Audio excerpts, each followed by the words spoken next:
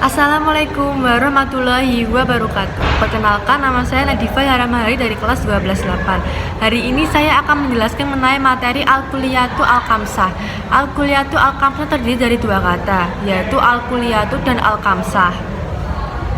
Al-Kulliyatu berarti prinsip dasar, sedangkan Al-Khamsah berarti 5. Jadi Al-Kulliyatu Al-Khamsah adalah 5 prinsip dasar hukum. Macam-macam Al-Kulliyatu Al-Khamsah yaitu mulai yang pertama, memelihara agama atau disebut Al-Din. Menjadi makhluk beragama adalah salah satu fitrah manusia. Dengan agama, manusia akan lebih terarah. Agama harus dipelihara karena agama adalah syariah Allah Subhanahu wa ta'ala. Yang kemudian kedua adalah memelihara jiwa atau al-nafas. Memelihara jiwa atau menjaga jiwa dapat disebut juga memelihara diri manusia atau nyawa, melindungi hak hidup manusia, bahkan terhadap janin dalam perut seorang ibu. Kemudian yang ketiga adalah memelihara akal atau al-aql. Manusia adalah makhluk yang dibekali Allah Subhanahu wa ta'ala dengan akal pikiran sebagai kelebihan yang tidak dimiliki makhluk Allah Subhanahu wa ta'ala. Yang keempat, memelihara keturunan atau al-nasl. Syariat Islam menganjurkan pernikahan sebagai upaya menghindari zina. Islam mengharamkan zina dan menegakkan hukum bagi pelakunya. Hal ini bertujuan untuk mencegah dari bercampurnya nasab serta menjaga kemuliaan manusia. Kemudian yang kelima adalah memelihara harta atau al-mal. Harta diperlukan manusia untuk bertahan hidup. Harta juga diperlukan manusia untuk melaksanakan berbagai macam ibadah seperti infak, sedekah, zakat, kurban, dan haji. Kemudian cara menjaga Al-Kulliyatu Al-Khamsah. Dari yang pertama yaitu menjaga agama, dapat kita pelajari atau kita laksanakan yaitu menjaga agama dalam peringkat kebutuhan primer atau al-daruriyah, yaitu memelihara dan melaksanakan kewajiban keagamaan yang termasuk peringkat kebutuhan primer, seperti kewajiban melakukan 5 rukun Islam.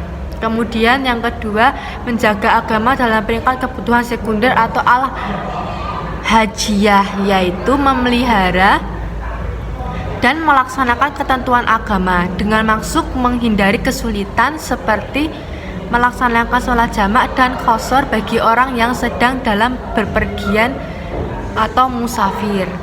Kemudian yang ketiga, menjaga agama dalam peringkat al-tahsiniyah, yaitu mengikuti petunjuk agama guna menjunjung tinggi martabat manusia sekaligus melengkapi pelaksanaan kewajibannya kepada Allah Subhanahu wa ta'ala. Kemudian yang kedua, menjaga jiwa.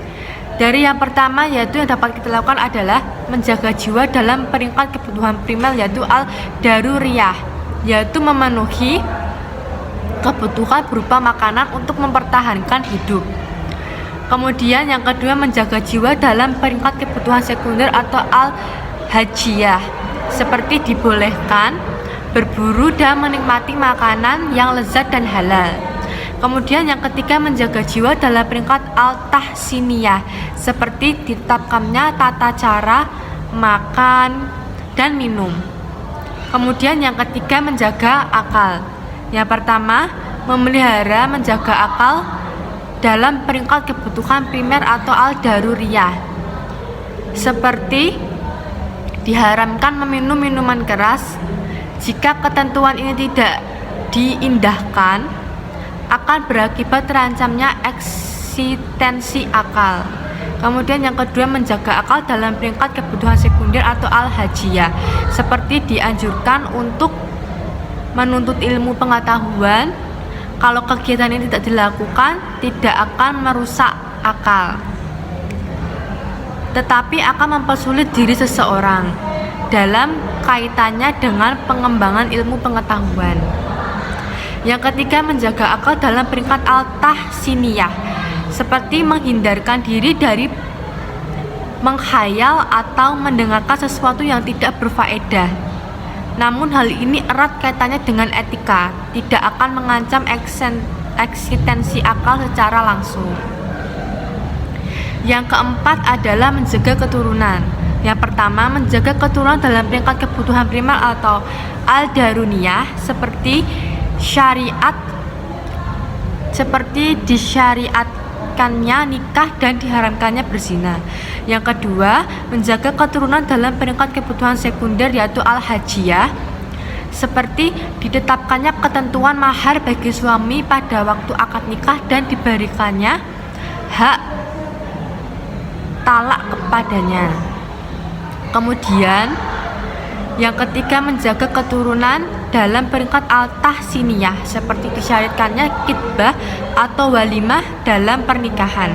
Hal ini dilakukan dalam rangka melengkapi kegiatan perkawinan. Jika hal ini diabaikan, tidak akan mengancam eksistensi keturunan dan tidak pula akan mempersulit orang yang melakukan pernikahan. Sekian penjelasan dari saya. Wassalamualaikum warahmatullahi wabarakatuh.